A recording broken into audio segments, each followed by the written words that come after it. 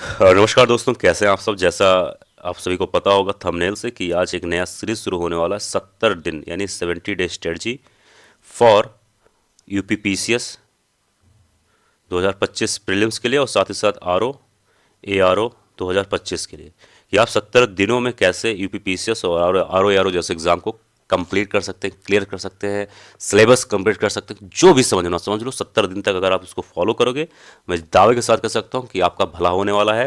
लेकिन 70 दिन मतलब 70 दिन, ऐसा नहीं है कि 70 दिन को आपको एकदम हल्के में लेना है, ऐसा कुछ नहीं करना है। क्योंकि 70 दिन में अगर आप किसी बड़े एग्जाम को अगर आप क्रैक करते हो तो जाहिर सी बात है थोड़ा सा तो आपको हार्ड वर्क और डिसिप्लिन में रहना पड़ेगा। कम से कम 8 और मैक्सिमम टू मैक्सिमम 10 घंटे की पढ़ाई आपकी एवरी डे होनी चाहिए। 10 घंटे से ज़्यादा नहीं पढ़ना है, मैं ये भी बता दे रहा हूँ। 8 घंटे से कम नहीं पढ़ना है, ये भी मैं बता दे रहा हूँ। ठीक, अब आइए जानते हैं आज आपको क्या करना है। तो आज का हमारा टारगेट है डे नंबर 1। जैसा आप सभी को मालूम है, आज हम पहले दिन में क्या क्या बात करने वाले हैं। ठीक है, तो सबसे पहले दिन में आज हम बात करने वाले हैं, आपको पढ़ना है हिस्टोरिकल बैकग्राउंड। हिस्टोरिकल बैकग्राउंड आज आपको पढ़ना है। ठीक है, अब हिस्टोरिकल बैकग्राउंड बैकग्राउंड जो है आपको कहाँ से पढ़ना है, ये भी इंपॉर्टेंट हो जाता है। देखो, आप सबसे अच्छा सोर्स माना जाता है इंडियन पॉलिटी के लिए लक्ष्मीकांत। ठीक है, लक्ष्मीकांत अगर आप पढ़ लोगे, हो सकता है 2-4 दिन 6 दिन ज़्यादा लग जाए, लेकिन एक बार अगर पढ़ लोगे बढ़िया तरीके से तो आपका एग्ज़ाम में कोई भी दिक्कत नहीं होने वाला। तो मेरा मानो तो लक्ष्मीकांत एक अच्छा सोर्स है। और उसके साथ ही साथ घटना चक्र का जो बुक आता है, जिसमें सारे ईयर का पीवाईक्यू होता है, उसको अगर आप सॉल्व करोगे विथ डिटेल एक्सप्लेनेशन तो आपका भविष्य में किसी भी एग्जाम में कोई दिक्कत नहीं होने वाला, ये मेरी गारंटी है। और कहीं पर आप सुन लोगे घटना चक्र कितना इंपॉर्टेंट है, शायद मुझे ज़्यादा बोलने और बताने की ज़रूरत नहीं है।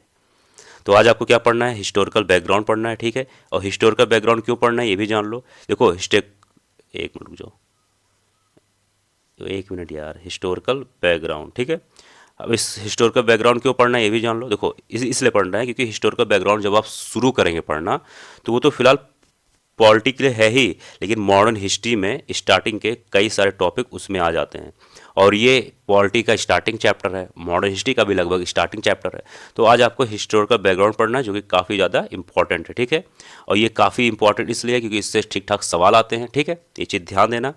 और इंडियन पॉलिटी में आज आपको एक और काम करना है। क्या करना है, सारे आर्टिकल्स, सारे मतलब ऐसा नहीं कि एक एक आर्टिकल करके, नहीं, आर्टिकल्स इस तरीके से आपको नहीं एक लिखना है। पहले आप वो लिखो पार्ट।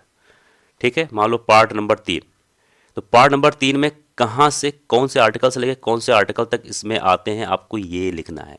याद नहीं करना है आपको, एक पेज में या फिर जहां नोट्स बनाते हो उसके पहले पेज में लिखना है सारे पार्ट्स, सारे शेड्यूल, सारे आर्टिकल्स, और संविधान हमारा कौन कौन से देश से लिया गया। यानी कि अगर हम बात करें तो अमेरिका से क्या लिया गया है, यूएसए से क्या लिया गया है, और ब्रिटिश से क्या लिया गया है, इरिस से क्या लिया गया है। ठीक है, कनाडा से क्या लिया गया है, ये सब 2-3-4 पेज में आएगा, उसको आपको लिख लेना है। अब आप पूछेंगे क्यों मैं ऐसा कह रहा हूँ, जवाब देखो, संविधान इंडियन पॉलिटी पूरा यही है, यही पूरा गेम है। तो जब आप एक पेज में 2-3 पेज में जब इसको लिख लोगे तो आपका पहले से ही एक दिमाग में खाका बन जाएगा कि संविधान यही है, और आपको पढ़ने में आसानी होगी, आपके लिए आसान लगने लगेगा। और जब भी समय मिले तो आप आर्टिकल्स को याद किया करो, क्योंकि आर्टिकल्स ही लगभग एग्जाम में पूछे जाते हैं। ठीक है, आज अब आपको क्या करना है, ये तो हो चुका। अब मॉडर्न हिस्ट्री आज आपको स्टार्ट करना है। कि मॉडर्न हिस्ट्री आपको आपको आज कुछ पढ़ना होना कुछ नहीं है मॉडर्न, क्योंकि आपके पास फर्स्ट फर्स्ट डे है, पहला दिन है, ज़्यादा लोड नहीं लेना है। वैसे फिलहाल लोड हो चुका है। मॉडर्न हिस्ट्री में आज आपको क्या करना है, यूरोपियन से, यानी यूरोपियन कंट्री जो थी उसमें से सबसे पहले कौन आया। जैसे मान लो पहले आया, क्या आया, डच आया, कि कौन आया, कि पहले पुर्तगाली है, जो भी है। ठीक है, तो उनका एक टाइमलाइन लिखना है। जैसे कि यूरोपियन से आपको स्टार्ट करना है और 1947 तक आना है। 1947 तक जैसे आपको क्या करना है, एक चीज़ जान लो। जैसे पहले कौन आया, पुर्तगाली आए, फिर कौन आया, मान लो डच आए, फिर ब्रिटिशर्स आए। ठीक है, फिर ऐसे ऐसे टाइम लाइन, इसके बारे में कुछ भी एकदम डिटेल नहीं लिखना है, यदि ध्यान देना, कुछ भी डिटेल नहीं लिखना है। फिर 1757 को कौन सा युद्ध हुआ, 1764 को कौन सा युद्ध हुआ। ठीक है, फिर मान लो 1768 को क्या हुआ, 1857 को क्या हुआ, ये ऐसे 1857 मान लो है तो इसके नीचे ये लिख लेना 1857 को ये विद्रोह हुआ, 1757 को ये युद्ध हुआ। बस नॉर्मल एक ढांचा, एक टाइमलाइन बनाना है कि जब भी खाली समय रहे तो उसको आपको से देख लेना है कि यहाँ से शुरू हुआ है हमारा हिस्ट्री, यहाँ से जाके खत्म हुआ है। आधे एक घंटे का काम है, ज़्यादा नहीं।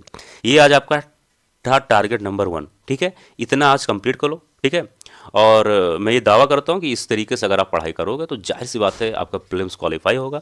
अब आप ज़्यादा ढिलाई करोगे तो भाई आपकी मर्जी, आपका लाइफ, आपका चॉइस। मिलते हैं अगले वीडियो में, अगले टारगेट में। तब तक के लिए नमस्कार, जय हिंद।